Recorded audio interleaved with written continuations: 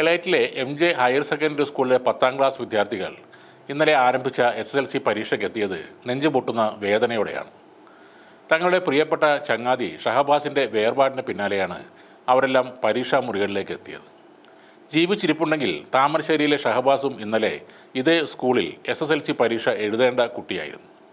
എന്നാൽ മനുഷ്യത്വമില്ലാത്ത ഒരുപറ്റം വിദ്യാർത്ഥികളുടെ ക്രൂരതയിൽ ഷഹബാസിന് ജീവൻ നഷ്ടമായി.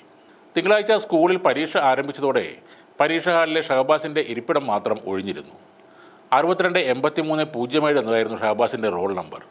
പരീക്ഷയ്ക്കായി അധ്യാപകർ നേരത്തെ തന്നെ റോൾ നമ്പറുകൾ ഹാളിലെ ബെഞ്ചിലും ബോർഡിലും എഴുതിയിരുന്നു. എന്നാൽ ഷഹബാസ് മാത്രം ആ പരീക്ഷാ ഹാളിൽ ഉണ്ടായിരുന്നില്ല.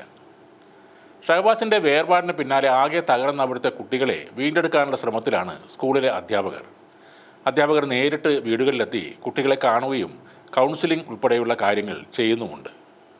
അതിനിടെ ഷഹബാസ് കൊലക്കേസിലെ പ്രതികൾ തിങ്കളാഴ്ച ആരംഭിച്ച SSLC പരീക്ഷ എഴുതുകയും ചെയ്തു.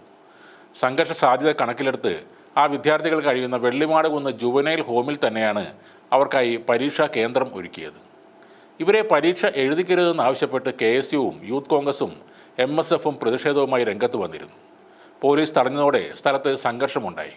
പിന്നീട് ഇവരെ പോലീസ് ബലം പ്രയോഗിച്ച് അറസ്റ്റ് ചെയ്യുകയായിരുന്നു. പ്രതികളായ വിദ്യാർത്ഥികളെ പരീക്ഷ എഴുതിക്കുന്നതിനെതിരെ റിട്ടയേർഡ് അധ്യാപികയായ ജയ രാമേന്ദ്രക്കുറുപ്പും ജുവനൈൽ ഹോമിന് മുന്നിലെത്തിയിരുന്നു. ഞാൻ പ്രതികരിക്കാൻ തന്നെ വന്നതാണ്. TV-യുടെ മുന്നിലിരുന്നിട്ട് എനിക്ക് സഹിക്കുന്നില്ല. എന്താണ് ഈ കാണുന്നത്? എന്തൊരു സങ്കടമാണിത്. ടീച്ചർമാരെ ശരിയായ രീതിയിൽ പരിശീലിപ്പിക്കുക, രക്ഷിതാക്കളെ ശരിയായ രീതിയിൽ കൗൺസിലിംഗ് കൊടുക്കുക. ഈ കേരളം മുടിഞ്ഞു.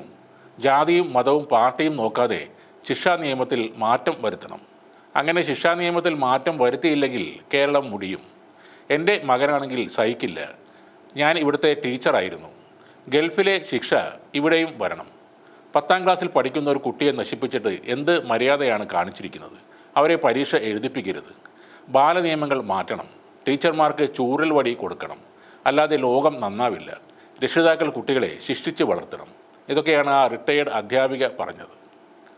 പ്രതികൾക്ക് പരീക്ഷ എഴുതാൻ അനുമതി നൽകിയതിലെ ദുഃഖം ഷഹബാസിൻ്റെ പിതാവ് ഇക്ബാലും പങ്കുവച്ചു. തൻ്റെ മകനും പരീക്ഷ എഴുതാൻ പോകേണ്ട ഒരു കുട്ടിയായിരുന്നു. കോപ്പി അടിച്ചാൽ വരെ പരീക്ഷയിൽ നിന്ന് മാറ്റി നിർത്തും. എന്നാൽ കൊലപാതകികൾക്ക് പരീക്ഷ എഴുതാൻ അനുമതി നൽകിയതിൽ വളരെ വിഷമമുണ്ടെന്നും ആ പിതാവ് പറയുന്നു.